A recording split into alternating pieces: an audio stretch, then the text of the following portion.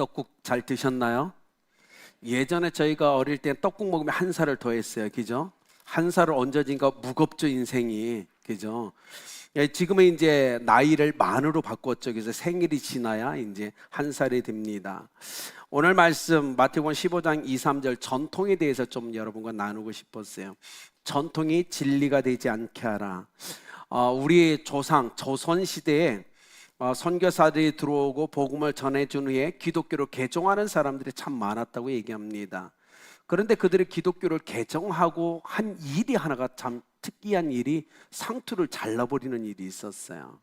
그 당시만 해도 여러분 그 상투를 튼다는 건요 존경, 귀족 권위의 어떤 상징 같은 것이에요. 그런데 그들이 예수 그리스도를 믿고 돌아오면서 상투를 잘라버린 이유는 낡은 이 관습, 습관을 버리자, 그리고 미신을 쫓아내는 삶의 첫 번째 단계, 주님께 회개하는 첫 번째 단계의 상징으로서 상투를 잘랐다는 겁니다. 많은 선교사들이 만류하기도 했어요. 굳이 자를 필요 없다. 그런데 조선 백성들이 하나님께 나가는 첫 단계로서 옛 습관을 버리고 미신을 타파한다는 첫 번째로 상투를 잘라버린 겁니다. 근데 사대부 잘 나가는 사람들이 이 사람들에게 존경과 권위의 상징이었던 이 상투를 자르면서 그들은 또한 하나님께 대한 희생, 헌신으로 또한 생각도 했다는 사실입니다. 여러분 조선 시대에 생각해 보십시오. 상투는 굉장히 중요한 상징과 의미, 가치를 지니고 있었어요. 낮고 천한 계층의 사람들, 중위나 백정이나 천민들만 이걸 안 했고 머리를 깎는 세대였죠. 지금 머리를 다 깎은 거 보니까 그죠? 네, 우리는 밑에 층 사람들 아닌가요? 네. 그 당시 얼마나 엄했냐면 상투를 틀지 않은 스님들도 도성 안에 들어오는 걸 금지했어요. 왜? 도성을 더럽힌다는 의미 때문에 그랬죠. 그래서 이 상투를 자르는 것은 쉽게 말하면 전통을 버리고 조상들에게 분노와 불쾌감을 일으키는 굉장히 위험스러운 행위 중에 하나였다는 겁니다. 전통은 시간이 지나면 변화되고 변혁됩니다. 그리고 새로운 의미를 부여하죠.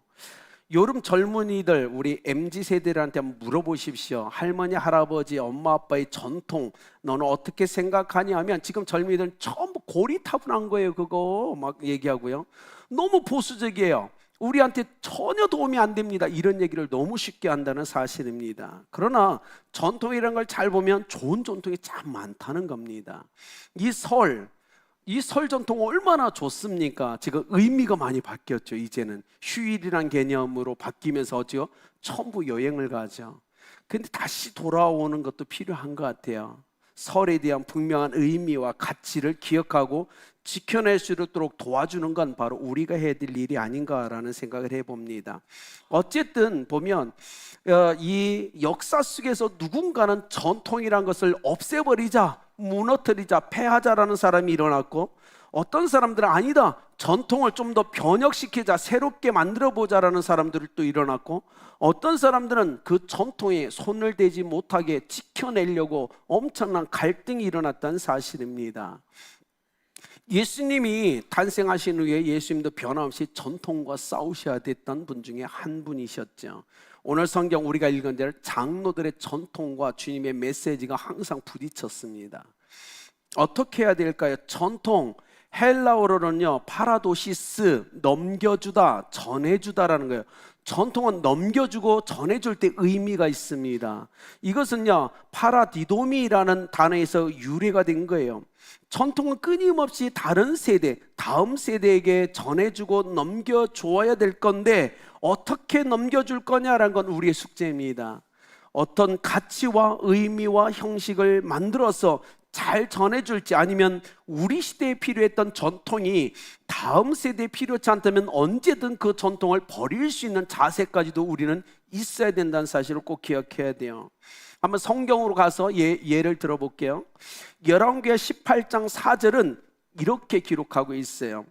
뒷부분에 보면 모세가 만들었던 놋뱀을 이스라엘 자손이 이때까지 향하여 분향함으로 그것을 부수고 누후스다 아니라 일컬었더라.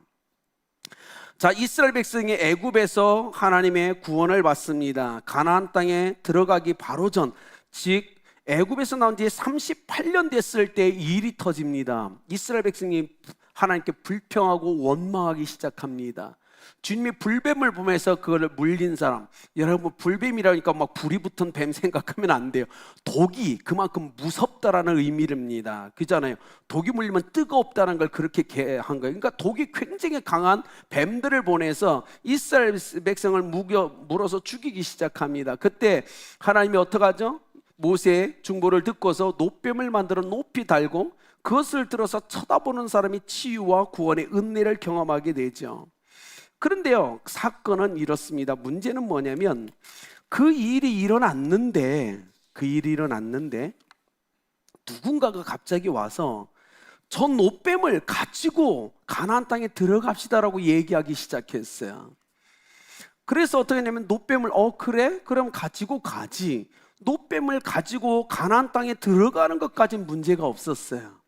그런데 오늘 제가 읽어드릴 열왕기 18장 4절 말씀에 어떻게 했죠? 이스라엘 백성이 하나님께 예배하는 분향단 앞에 노뱀을 세워놓고 700년간을 숭배한 겁니다. 이것이 문제였어요. 어느 누구도 700년 시간이 흐르는 동안 하나님께 예배하러 와서 분향단 앞에 있는 노뱀을 숭배한 거는 놀라운 일이었어요. 그런데 아무도 만류하지 않았다는 게 문제입니다. 700년 동안 분향 그 노뱀을 넣고 분향하는 일을 끊임없이 했는데도 불구하고 아무도 말리지 않았어요. 어떻게 했죠? 그런데 히스기야, 믿음의 사람들이 일어납니다. 히스기야가 그걸 보고 놀랍게 여기서 어떻게 하죠? 그 노뱀을 파쇄해버립니다. 없애버리죠. 이건 아니다. 하나님이 형상을 만들어 숭배하지 말라고 했는데 이건 아니다. 그런데 700년이 흐르는 동안 그 어느 누구도 그 전통에 대해서 이야기하는 사람이 한 명도 없었다는 게 문제입니다. 전통은 그렇게 만들어집니다. 어떤 누군가의 한마디가 시간이 지나면서 굳어지고 다른 사람이 그걸 따라오면 어마어마하게 무서운 전통이 되는 겁니다. 히스기야 왕이 그 우상을 없애죠. 자, 이스라엘 백성이요 법궤를 메고 갈 때 하나님이 딱 두 가지 명령을 하십니다. 법궤를 메어라라고 명령하셨고, 두 번째, 만지면 죽는다라고 얘기하셨어요. 누구든지 사사로이 만지면 죽게 명령을 하셨어요. 자, 다윗이 인생을 살면서요 법궤가 그리운 겁니다. 예루살렘 성의 법궤를 가져오고 싶었어요. 그래서 아미나답이라는 사람의 집에 군사를 3만 명을 보냅니다. 군사 3만 명을 보낸 이유는 뭐냐면 이 법궤를 하나님의 뜻대로 하나님의 말씀에 의하여 조심스럽게 갖고 오라는 뜻이었어요. 그런데요, 놀랍죠? 이 법궤를 누가? 아비나답의 그 자손과 그 부모가 70년간을 모시고 있었어요. 즉 백성들은 이 법궤에 대한 모든 권한은 아비나답에게 있다고 생각했습니다. 아비나답 집안이 어떻게 말하느냐가 바로 이 법궤의 영향력이라고 생각을 했어요. 근데 어떡하죠? 아비나답의 이 손자였던 우사와 아효가 이 둘이가 이걸 전문적으로 관할했는데 다윗이 3만 명의 군사를 보내서 그걸 가져오라고 할 때 어떡하죠? 하나님의 법대로 안 합니다. 자기네들이 편리한 대로 옵니다. 수레에다 그저 법궤를 들고 밀었어요.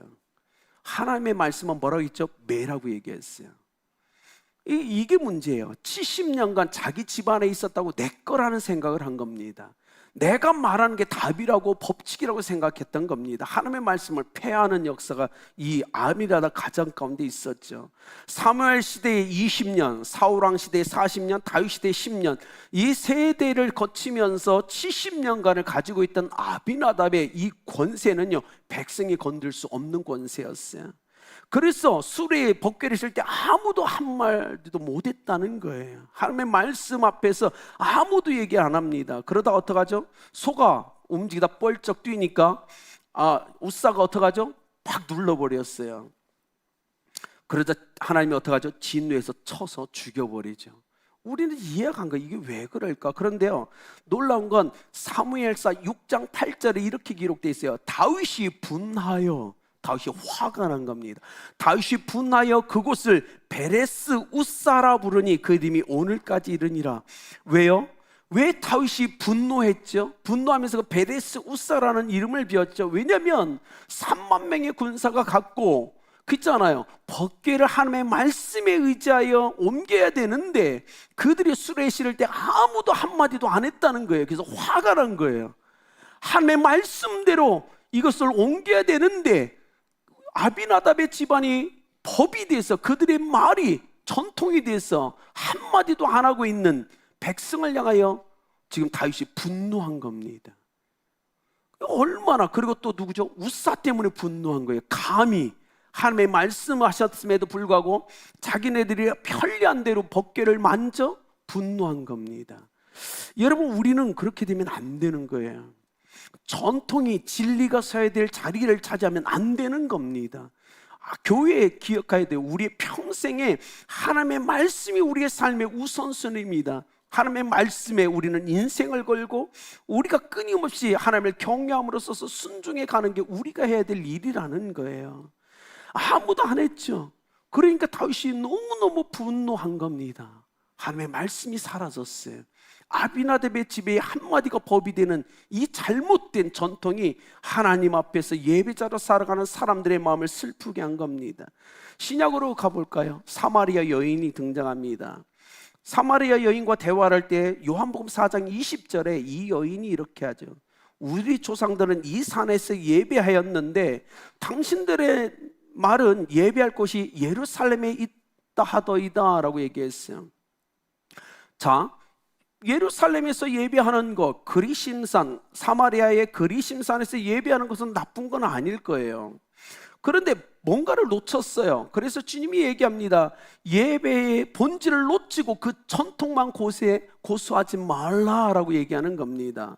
예배의 본질을 회복하는 것이 먼저다라고 얘기해 주는 거예요. 여러분, 그렇잖아요. 왜 장소만 고집합니다. 예배의 본질을 회복해야지요. 예배 본질은 다 사라지고 형식만 남아있고 장소만 남아있는 무슨 의미가 있어요? 그래서 주님은 그에게 얘기하죠. 아니다, 전통이 중요한 게 아니다, 본질로 회복하라. 그래서 주님은 영인이 어떻게 신령과 진정으로 예배하라는 걸 다시 가르쳐 줍니다. 전통이 하나님께 예배하는 모든 걸 다 무너뜨렸어요. 여러분, 전통은 뭡니까? 저희 시대의 전통과 여기 있는 병준이 청년의 전통은 달라요. 어쩌면 저들이 우리 시대의 전통을 보면 고리타분한 거예요. 도움이 안 되는 거예요. 우리 시대엔 필요했지만 다음 세대엔 필요치 않다면 그 전통은 사라져야 되는 거예요. 왜? 그들의 발목을 잡으면 안 되기 때문에 그렇습니다. 여러분, 전통이란 우리보다 앞선 세대가 만들어 놨지만 이것이 다음 세대가 먼 바다를 향하고 더 높이 비상할 수 있는 밀어주는 힘으로 존재하지 않는다면 그 전통은 사라져야 되는 거예요. 여러분, 그래서 부모 시대가 만들어 놓은 이 전통은 항상 변화하고 변혁해야 됩니다. 그리고 때로는 불필요하면 소멸해 가면서 다음 세대를 도와주고 일으켜주는 역할을 해야 되는 게 전통이란 겁니다. 그렇다면 우리의 숙제는 이거죠. 아름다운 교회, 아름다운 전통을 어떻게 지킬 건가, 어떻게 이 아름다운 전통을 다음 세대에 넘겨줄 건가라는 숙제가 더 크다는 겁니다. 어떻게 해야 될까요? 하나입니다. 여러분, 저는 시골에서 자랐죠. 나무로, 여러분 쉽게 보시죠. 나무 보면 어떡합니까? 쭉 자랄 때 밑둥 부분이 가장 두껍고 가장 큽니다. 그죠?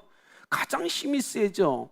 여러분, 그것처럼 먼저 믿고 오래 믿은 사람들이 강한 나무의 밑부분을 차지하고 서서 그 자리를 지켜주면서 금방 일어난 새로운 세대들이 내 위에서 성장해 가도록 도와주는 게 바로 우리가 해야 될 일이라는 겁니다.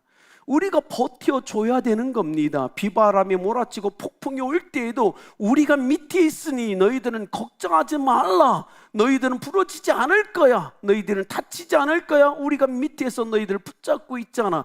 이것이 바로 전통을 아름답게 세워가는 우리의 방법이 되어야 된다는 겁니다.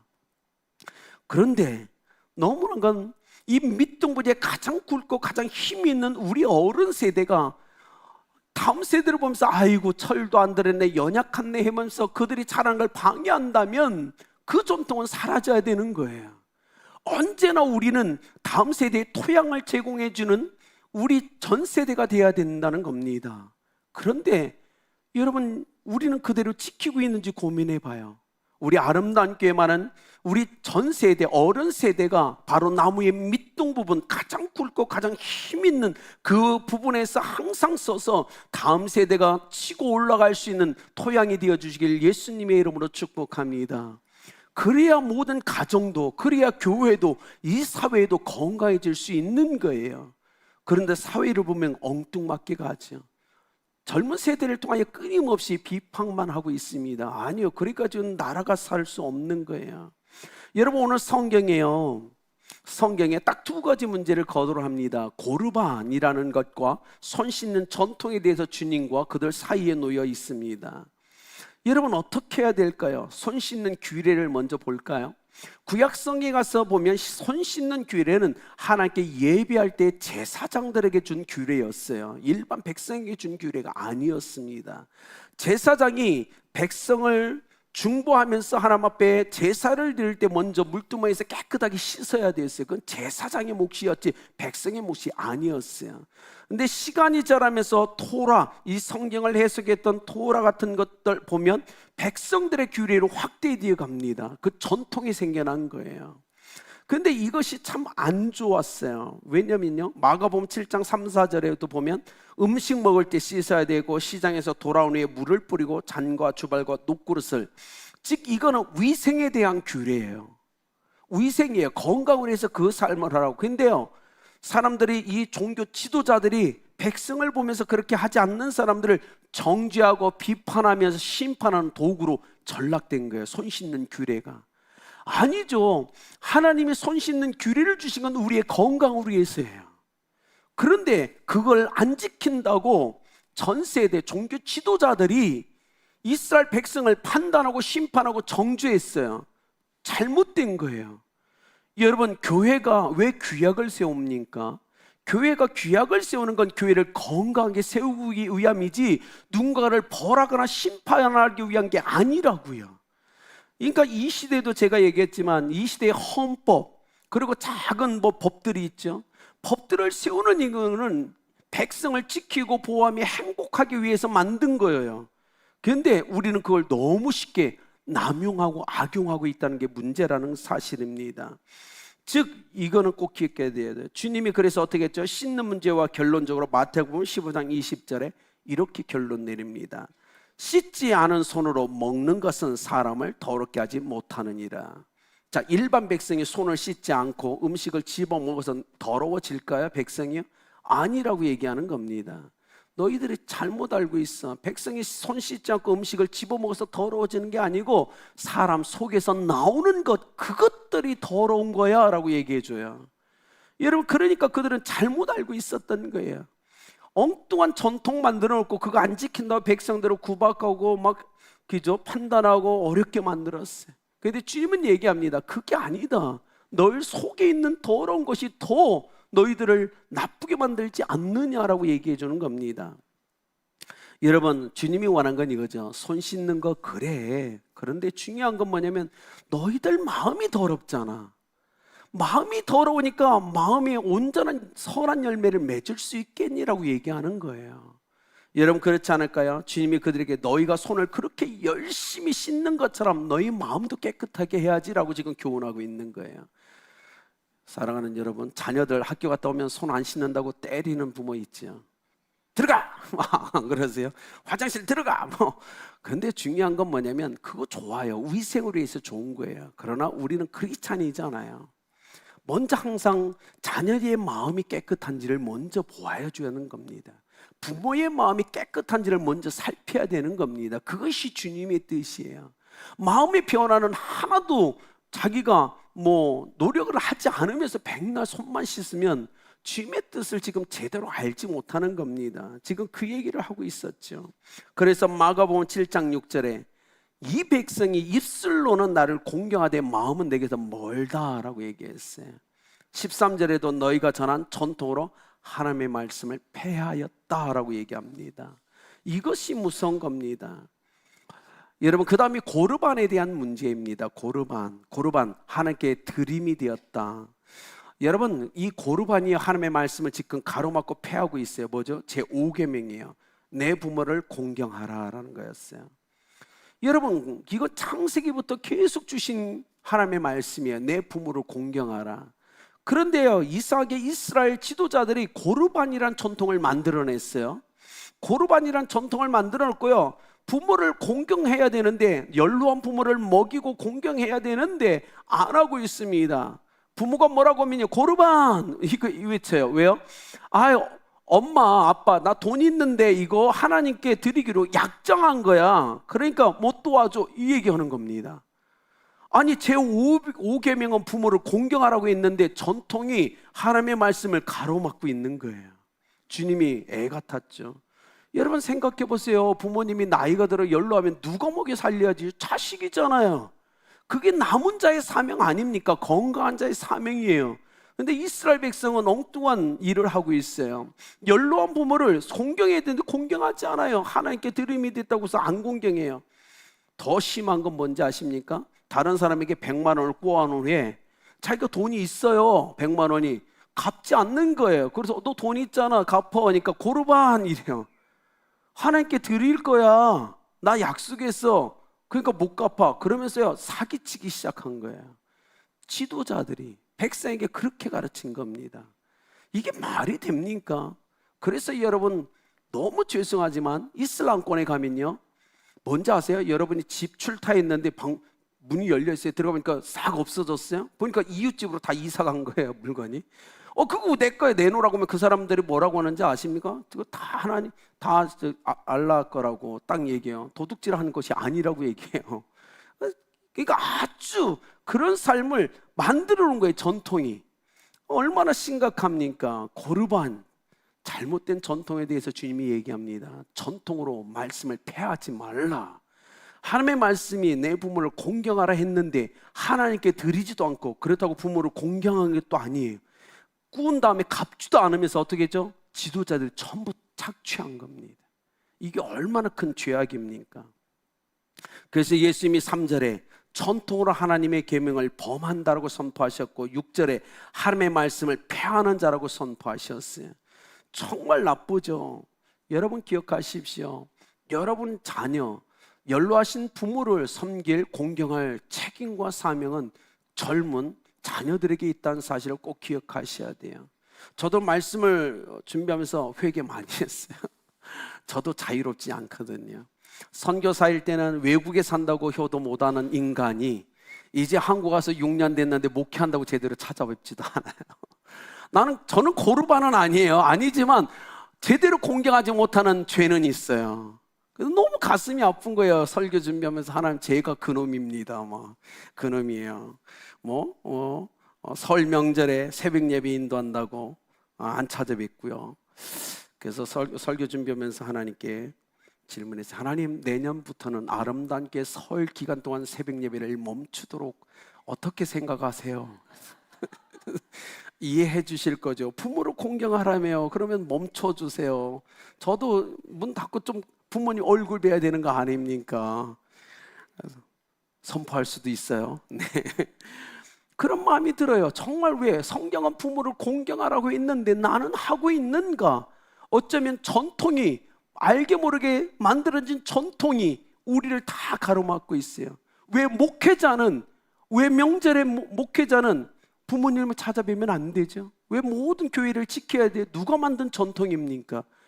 아니, 제가 만약에 내년에 설에 새벽 예배 안 하고 부모님께 가서 하늘에서 번개가 떨어질까요? 저는 아닐 거라고 생각해요. 하나님은 분명 내 부모를 공경하라고 얘기했어요.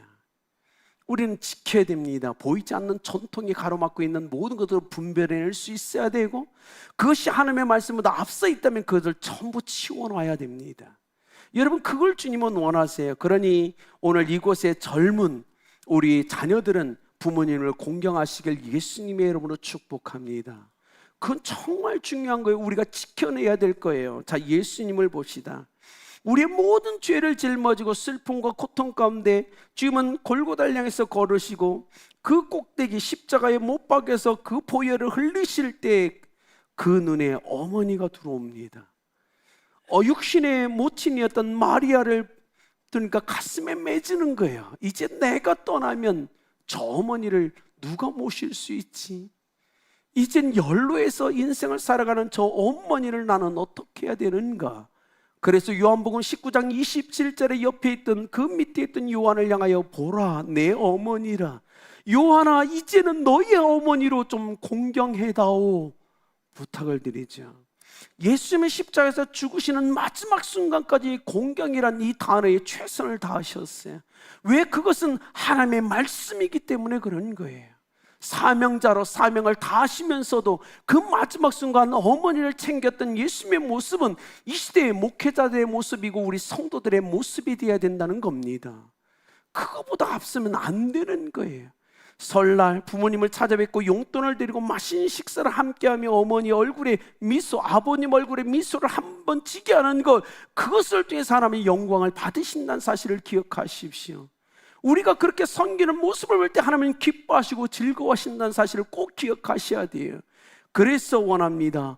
종교인이 아니라 신앙인이 되어 주십시오. 하나님 전통의 진리가 서 있는 곳에 막아서지 않도록 우리는 막아서야 됩니다. 아름답게 모든 성도만은 이 설 명절에 부모를 공경하라는 말씀을 기억하시고 그 말씀을 지켜내시길 예수 그리스도의 이름으로 축복합니다. 결론을 맺을까요? 우리는 저희 세대는 이제 교회 안에 있는 아름다운 전통도 구별한 후에 다음 세대에게 넘겨줘야 됩니다. 그래야 전통의 의미가 있기 때문입니다. 그러나 전통이 진리가 있는 복음의 자리에 서면 결코 안 됩니다. 자요, 마가 다락방에서 드렸던 초대교회 예배와 로마 제국 박해 시절의 카타콤이란 그 동굴의 예배, 그리고 콘스탄틴 누스 대제가 기독교를 공인한 이후에 그 예배, 그리고 16세기 종교개혁이 일어난 이후의 예배와 오늘 21세기 예배가 같을까요? 예배 형식이 같을까요? 어떻게 생각하십니까? 다르지 않을까요? 전통이란 그겁니다. 여러분, 왜 모든 예배를 묵도로 시작해서 축도로 마쳐야 되죠? 성경 어디에 그것이 있습니까? 어느 순간 우리는 전통에 사로잡혀 있어요. 그러나 기억하십시오. 이 전통이란 건 언제든 하나님의 말씀 앞에서 버릴 준비가 되어 있어야 된다는 겁니다. 새로운 세술은 새 부대에 담아야 되는 것처럼 새로운 세대에는 새로운 옷을 입을 수 있도록 우리가 자리를 내어주는 것도 중요하다는 사실을 꼭 기억하셔야 돼요. 그래서 진리만 붙잡으십시오. 진리를 감싸고 있는 그 어떤 것도 언제든 버릴 준비를 하고 있으셔야 됩니다. 그래서 아름다운 교회는 전 세대 예배할 때 모든 형식을 파괴하고 있잖아요. 묵도 안 합니다. 직접 찬양하면서 말씀만 나누죠. 우리는 언제든 그 연습을 하고 있어야 됩니다. 여기는 저희 세대가 지내고 이젠 30대, 40대가 또 이 강단에서 누군가는 설 거예요. 그가 편하게 진리만을 외칠 수 있도록 우리가 만드는 전통들을 우리는 담대하게 내려놓을 수 있는 마음의 준비를 언제든 해야 된다는 사실을 꼭 기억하십시오. 그리고 여러분의 자녀들이 엄마 아빠가 만들어놓은 전통 때문에 힘들지 않도록 여러분 그것이 자녀들의 성장에 방해된다면 언제든 양보하시고 내려놓으시길 예수 그리스도의 이름으로 축복합니다. 아름다운 전통을 향기나게 세워가면서 다음 세대에게 전해주는 여러분 되길 예수 그리스도의 이름으로 축복합니다. 기도하겠습니다. 하나님, 아름다운 게 보이지 않게 우리가 만들어놓은 전통들이 분명 있습니다. 그 전통의 진리를 세우는 데 쓰임받게 하여 주십시오. 우리 다음 세대가 더 비상하며 더 멀리 항행하는데 도움을 줄 수 있는 하나님 도구가 될 수 있도록 역사하여 주십시오. 우리 어른 세대는 큰 나무의 밑둥, 가장 크고 단단한 것에 항상 그 밑에 있어서 자라나고 새롭게 예수 그리스도를 믿고 돌아오는 사람들을 세워주는 그 역할을 감당하는 아름다운 교회의 전통이 되게 하여 주옵소서. 역사하실 하나님께 감사하며 예수님의 이름으로 기도드렸습니다.